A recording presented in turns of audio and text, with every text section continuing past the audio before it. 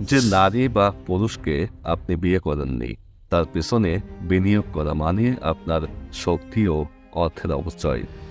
যদি আপনার চেয়ে স্মার্ট কাউকে খুঁজে পান, তাহলে তার সাথে প্রতিযোগিতা না করে বরং কাজ শুরু করুন।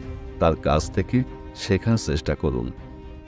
রুটিন মাফিক জীবনযাপন আপনাকে অনেক দূর এগিয়ে নেবে।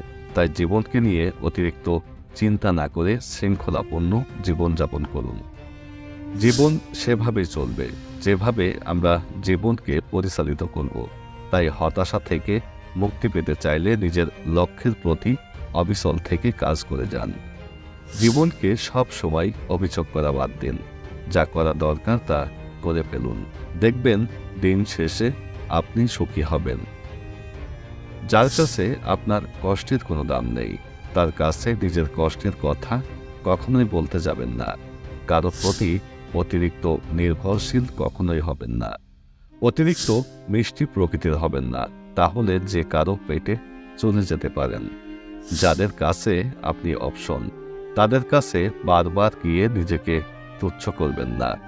যে একবার আপনার সঙ্গে প্রতারণা করেছে, তার কাছে আর কখনোই ফিরে যাবেন না। যারা আপনাকে ভালোবাসে তাদের কাছেই আপনি যান।